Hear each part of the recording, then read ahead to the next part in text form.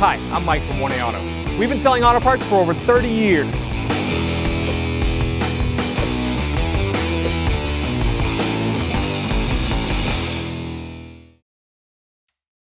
In this video, we will be removing and replacing a water pump in a 2009 Chevy Suburban. If you need this part or other parts for your vehicle, click the link in the description and head over to 1aauto.com. We're going to remove this cover. Just grab underneath, pull up, and then you're going to pull out. You're going to have to wiggle it a little bit, and it'll come right out. That's where it's secured down, and there's clips that hold that in. Next, we're going to remove this snorkel. We have a worm clamp right here. We're going to use an 8mm socket and extension.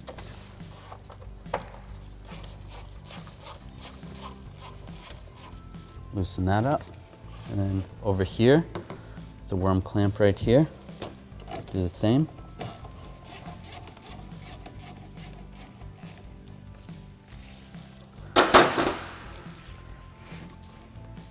We're going to take a trim tool, and over here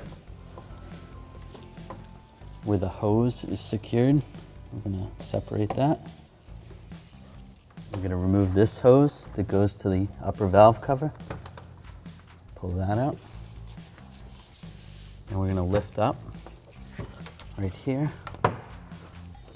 and pull towards the front of the vehicle. Pull this off the airbox. Pull that out of your way. Now we're gonna take the serpentine belt off.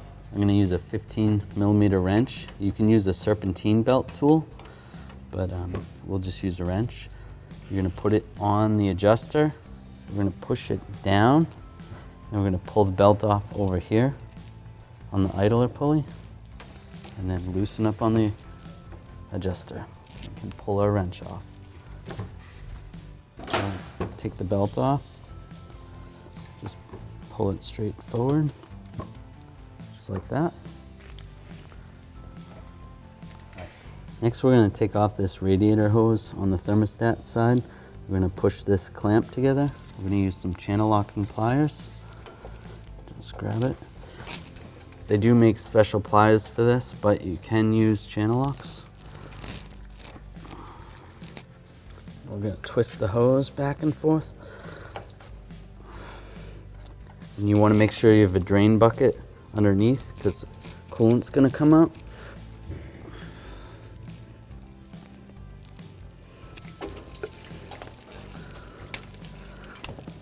Just hold it there.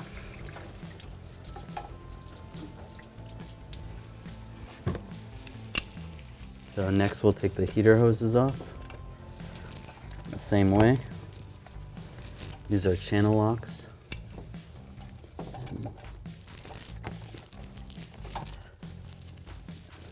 Squeeze these clamps together. You can move the clamp to the inside. And we can wiggle the hose back and forth. Wiggle the hose back and forth and pull. Same with this heater hose.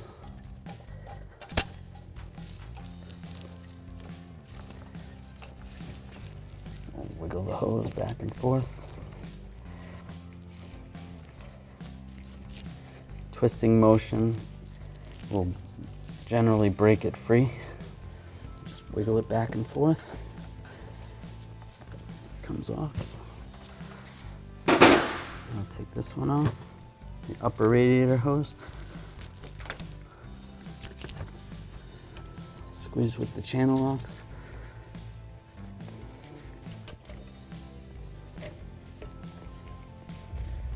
There is a way to lock these clamps together, but generally when you lock them together, it's somewhat difficult to unlock them. So I just loosen them up a little bit and twist this hose back and forth and pull it off. Now we're going to pull the tensioner off. I'm going to use a 15mm socket and a ratchet. Loosen these bolts up.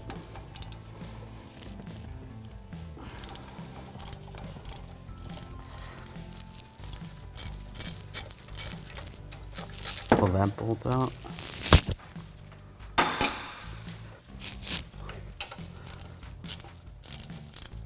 Pull the other bolt out and pull the tensioner off. Now we're going to pull off the water pump bolts. There's 6 of them. 1, 2, 3 under here, and then 3 on the other side. We're going to use a 10mm socket, an extension, and a ratchet.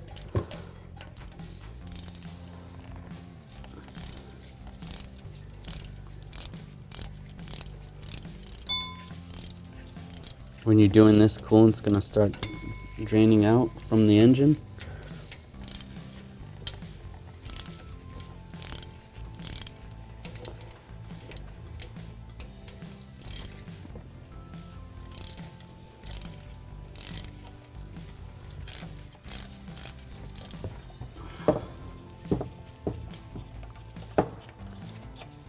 They're all loose, I can pull them out.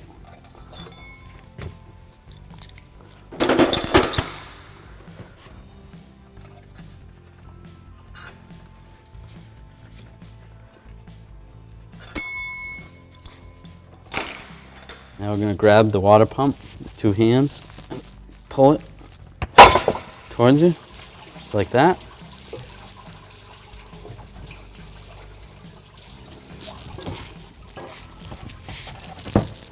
And we can pull it out. And there's your water pump. This is our old pump. This is our new pump from 1A Auto. As you can see, it's the same design. All the hole configurations are the same. The pulley's the same. It comes with this little protector here in case you had a mechanical fan. Our vehicle does not have a mechanical fan. As you can see, the new one comes with a new thermostat and a new thermostat housing. Flip it over on the back where the gaskets go. The new one comes with new gaskets, so we'll put those on. And the holes and everything is exactly the same as the original. Get yours at 1A Auto and you'll be ready to rock and roll.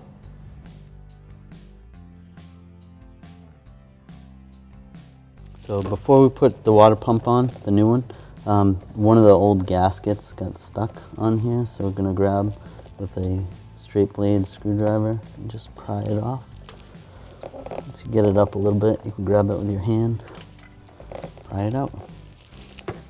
Now I'm going to take a razor blade and just clean this surface up a little bit. You want to be careful. You can use like a scraper or like a wire brush. Just clean a little bit of the gasket material right here as well.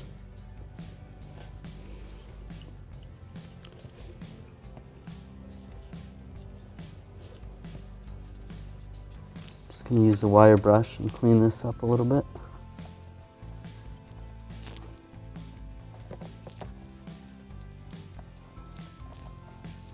You can use a rag with a little bit of brake parts cleaner on and wipe it. Try to get as much of the gasket off as possible.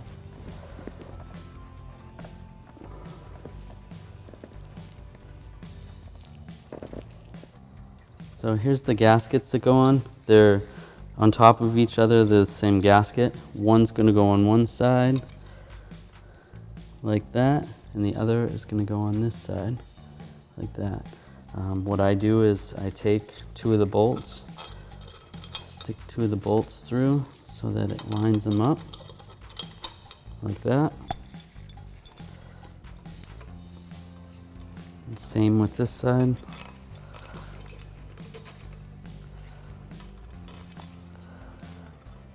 And then we can install the water pump. Now we'll slide this in carefully.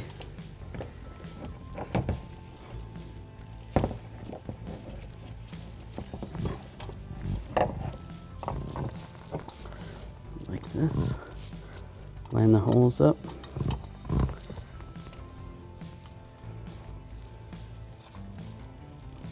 I have the 10mm socket and an extension in my other hand.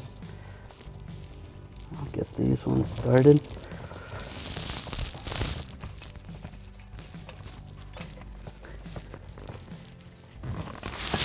get the back two started.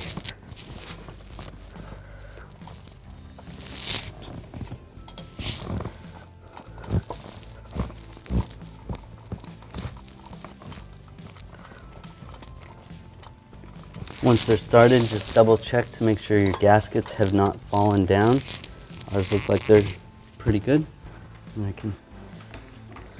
can grab the other two bolts and feed those in. Down there and down here. Then I can start snugging them down before I torque them.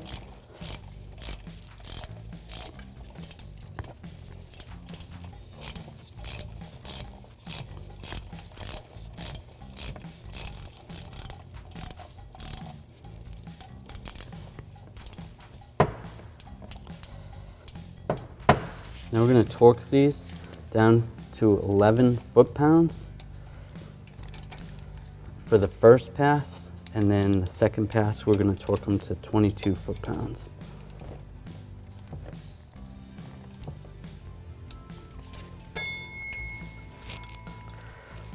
Now we're going to torque these on our second pass to 22 foot-pounds.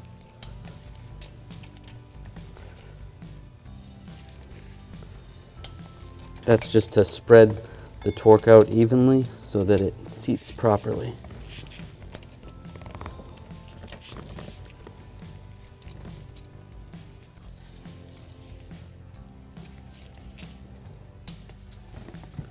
That's good. Now we'll reinstall our tensioner. Get the bolts lined up.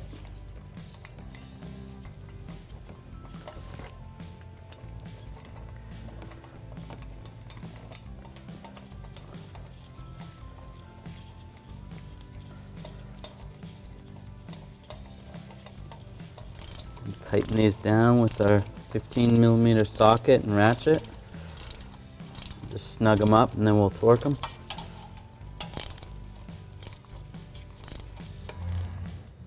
And then we're going to torque them to 37 foot-pounds.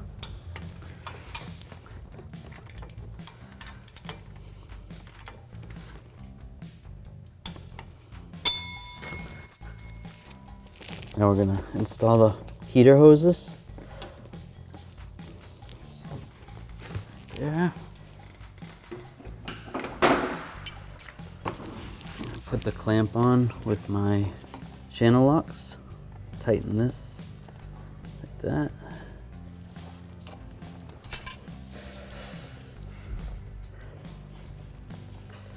And take the other heater hose, put that on, move the clamp with the channel locks.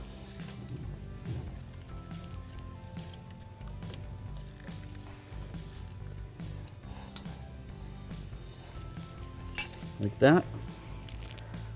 Now we'll put our lower radiator hose on. Squeeze this. Put it over the thermostat housing. Just wiggle it on. We'll put this last hose on. Slide that down. Then use the channel locks to get the clamp down.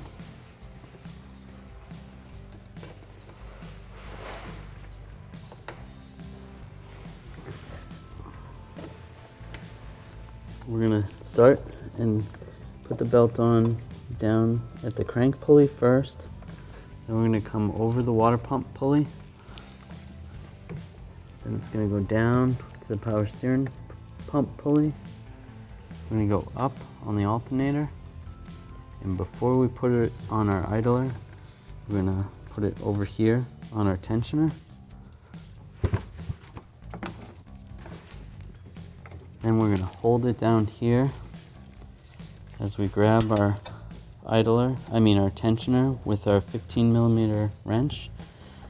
We're going to pry up on the tensioner and slip the belt under the idler pulley. Next we'll install the intake snorkel. Slide it down. We're going to slide it over the throttle body right here And watch this rubber grommet over here. We're gonna pull up on it. Oh, we slide it back. So that's in, and that's in right here. Next, we're gonna come over here, pull this onto the air box, like that. Over here, little retainer for the hose. Slide that in there, like that. And then on the back side, this hose that connects to the upper valve cover. Pop that in. Now I'll take my 8mm socket extension and a ratchet, tighten up this worm clamp right here. Not too tight, just a little bit snug. And then same on this one, snug it up.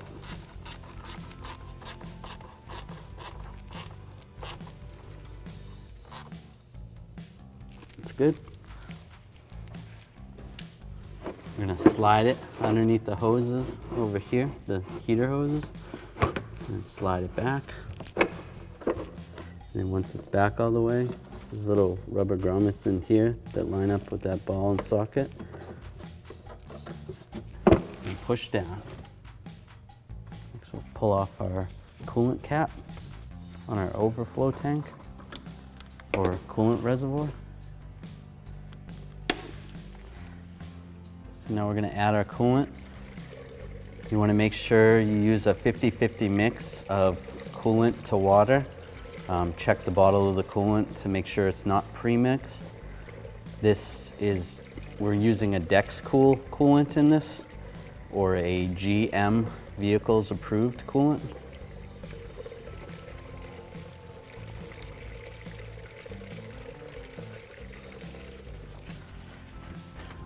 As you can see, that's where the fill line is.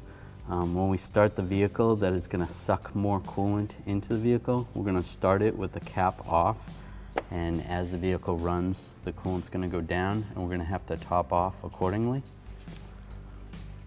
Now we're going to start it.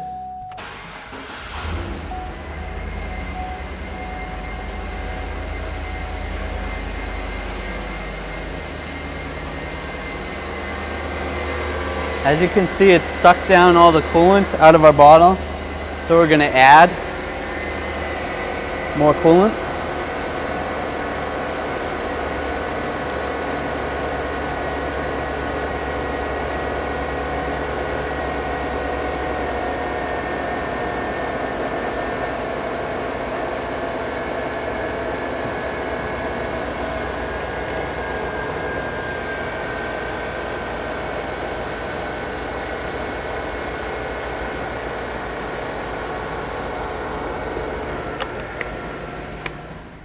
You want to keep in mind checking the temperature while we're letting the coolant burp. You don't want to just start it and walk away. We're going to wait till the temperature gets up to about 210 degrees. Another thing that's a good idea is to turn the heat on. We'll turn the heat on high, all the way up, and keep checking and make sure you get heat coming out.